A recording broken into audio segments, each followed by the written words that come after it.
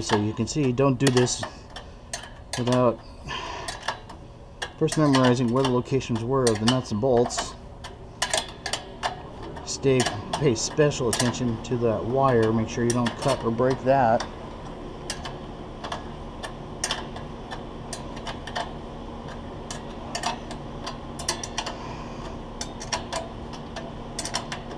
Luckily, if it was a stuck nut or a bolt, you can always cut it and replace it.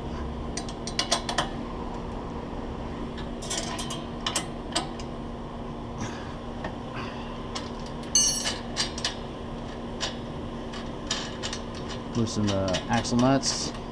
Just bracket up against the axle. Yep. Clean off any metal burrs. Try not to do. Put your little protector thing through the cable. Slides on. Put your axle nut on.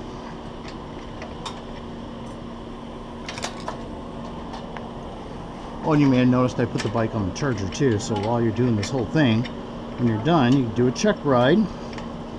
Make sure that it's put together correctly, safe, and behaves itself. I wouldn't put anything out the door unless I rode it myself. And this doesn't want to thread on.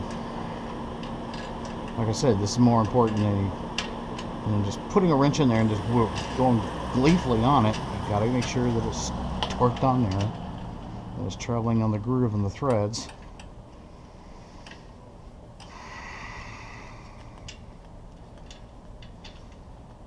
You notice there's a little spring on this wire. When you're done tightening it all down, you can actually mold that wire so that it faces forward and tends not to snag on anything.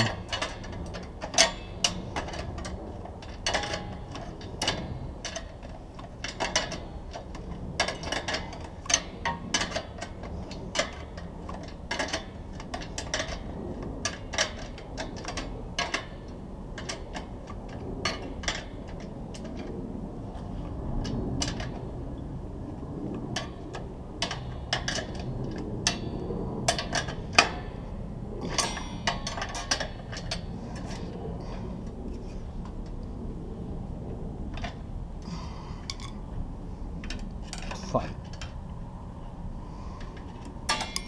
Let's see, I want to wedge screwdriver in there so that it doesn't turn the foot peg, but I can lock the nut.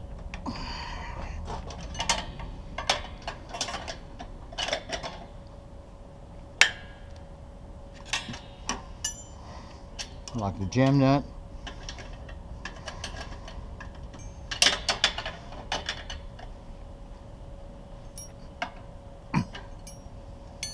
And you take that little wire with the spring on it, and it's supposed to go through that groove, and if you feed it in there correctly, it should bend over a nice 90-degree angle like that.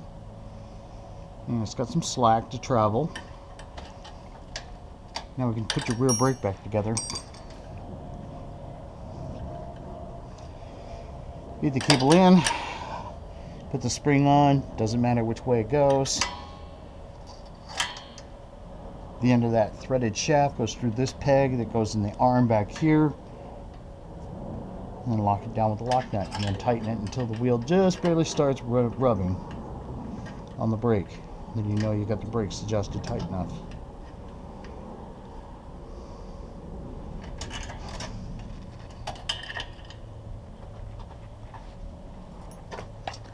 There's the peg. There's the threaded shaft. Compress the spring a little bit. Feed the peg through. Take your handy dandy screwdriver. Force the brake arm forward. Pull back on the spring. It forces the threaded shaft through the peg and the brake arm. And tighten this little guy. See, it's got a beveled edge and it wants to click and lock into certain positions. So it doesn't want to back out.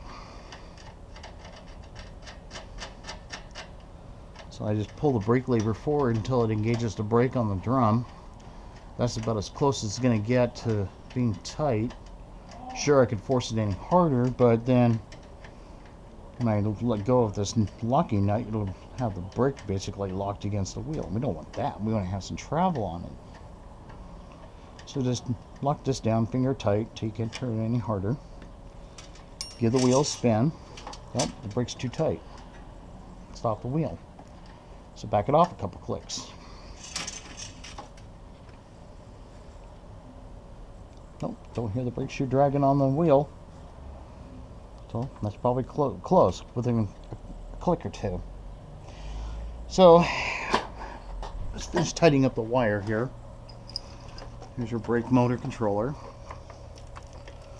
Wires. There's your wheel position Hall effect sensors. Notice it's slotted and keyed, so you can't plug it in backwards. Of course, you could have marked it with a piece of tape. Probably a good idea to go through and silicone in the back side of those so the tin plating on it doesn't get oxidized with water. Notice they did it on the main wire harness, but they didn't do it on the accessories. Don't ask me why. What's this wire for? Don't ask. Find your 3 major power wires. There's yellow. Yellow goes with yellow. See.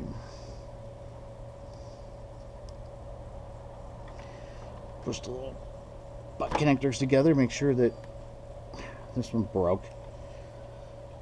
Put blue with blue.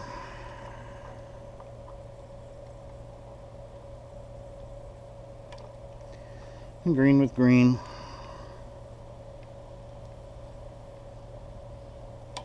Make sure that there's no exposed metal, wire, what have you. I broke this one. I pushed a little too hard. But I didn't feel the nice little snappy snick as it went together. So I'm just going to splice these two together with some bullet plug connectors. I just happen to have an extra one. So I'll pause the camera, fix that, and then we'll go back, tie the harness down, and do an overall check, and then get this thing on the road.